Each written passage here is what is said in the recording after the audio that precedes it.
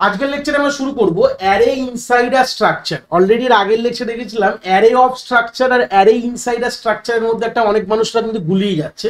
যারা আগের ভিডিও দেখোনি, আমি এই ভিডিওর আই বাটনে তোমাদের লিঙ্ক প্রোভাইড করে দেবো, প্লেলিস্টটাও দিয়ে দেবো। অলরেডি স্ট্রাকচারের অনেকগুলো আমাদের 4টে ভিডিও চলে এসছে। কাকে বলে স্ট্রাকচার, কি করে স্ট্রাকচার পাঠাবো ফাংশন আর্গুমেন্টে, পয়েন্টারের সঙ্গে স্ট্রাকচারে কি যুগলবন্দি, এরকম ধরনের আমাদের 4টে ভিডিও অলরেডি এর আগে চলে এসছে প্লেলিস্টের লিঙ্কও দিয়ে দেবো, তোমরা সিকুয়েন্সিয়ালি কনসেপ্টটাকে বুঝতে পারো। তো লাস্ট লেকচারে আমরা কথা বলেছিলাম যে একটা স্ট্রাকচারের অ্যারে তৈরি করলাম কিভাবে, তার একটা আইডিয়া আমাদের আগের লেকচারে বলেছি।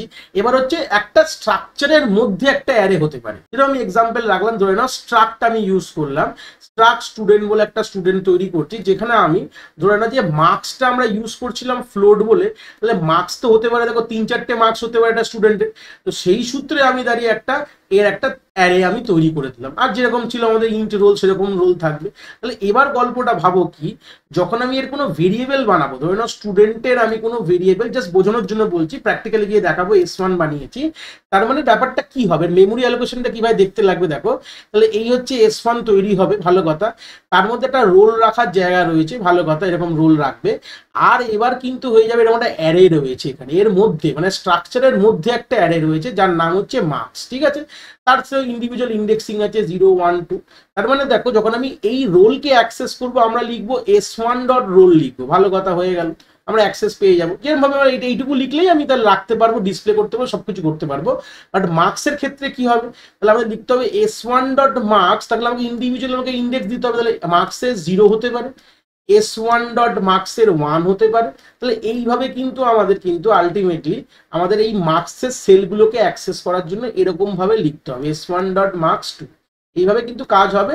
জাস্ট আইডিয়াটা দিয়ে দিলাম যে যদি একটা অ্যারে যদি স্ট্রাকচারের মধ্যে থাকে, তাহলে জিনিসটা আমরা কিভাবে অ্যাক্সেস করতে পারবো, এইটুকু যদি আন্ডারস্ট্যান্ডিং হয়ে যায়, তাহলে আমরা প্র্যাকটিক্যাল স্ক্রিনে একটা কোড দেখলে তোমাদের জিনিসটা কিন্তু একদম ভিভিডলি ক্লিয়ার হয়ে যাবে। এর থেকে বড় কিছু বলার কিন্তু জায়গা নেই বলতে পারো। তো চলে এসেছি আমরা প্র্যাকটিক্যাল স্ক্রিনে, সেম কোডটা রেখেছি, আগের লেকচার থেকে কন্টিনিউ বলতে পারো। একটা স্ট্রাক্ট স্টুডেন্ট বলে রয়েছে, যার মধ্যে রোল, নেম এবং মার্কস, এবং দেখো এখানে রয়েছে, দেখো এই যে পুরো আমি যখন হাইলাইট করলাম, তো হাইলাইটের মধ্যে দেখতে পাচ্ছ রোল হচ্ছে একটা ইন্টিজার ভেরিয়েবল, নেম হচ্ছে একটা ক্যারেক্টার ভেরিয়েবল, আর ফ্লোট যেটা মার্কস রয়েছে যেখানে ব্র্যাকেটে 3, যেটাকেই বলা হয় অ্যারে ইনসাইড আ স্ট্রাকচার। স্ট্রাকচারের মধ্যে একটা অ্যারে রেখেছি, হয়ে গেল। এবার আমি মেনে গিয়ে কি করেছি, ভালো করে দেখলে ক্লিয়ার হবে। মেনে গিয়ে একটা আমি কি করেছি, স্টুডেন্ট নামক একটি ভেরিয়েবল এস বানিয়েছি। স্টুডেন্টের যে স্ট্রাকচারটা বানালাম ইউজার ডিফাইন্ড ডেটা টাইপ, তার একটা ভেরিয়েবল এস বানিয়েছি। তাহলে এস এর প্রথম দুটো তো দেখতে খুব অসুবিধা হবে না, এই দুটো কিন্তু ইউজার থেকে নর্মাল আমি ইনপুট নিয়ে নিয়েছি। একটা রোল যেরকম ভাবে নেয় ইন্টিজার, অলরেডি এর আগের ভিডিওগুলোতে আমরা নিচ্ছি এইভাবে, আর নেম যেভাবে নামার নিয়ে নিয়েছি, আমরা স্ক্যানএফ দিয়ে নিয়েছি, চাইলে তোমরা গেটেস দিয়ে নিতে পারো।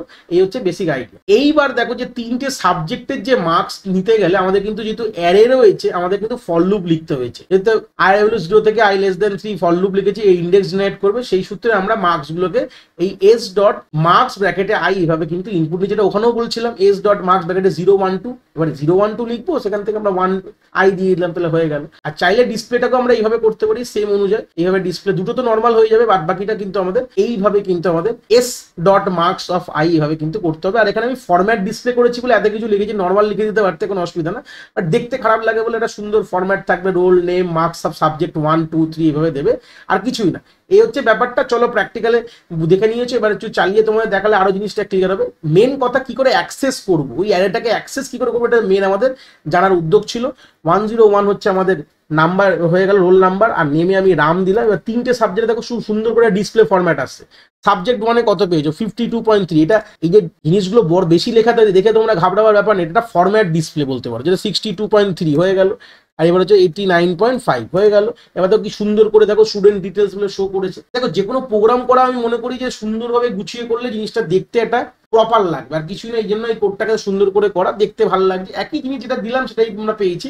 তো এটাই বলতে পারো আমাদের, আশা করি, অ্যারে ইনসাইড আ স্ট্রাকচার। আশা করি কনসেপ্টটা তোমরা এখান থেকে খুব ভালো করে বুঝতে পেরেছো।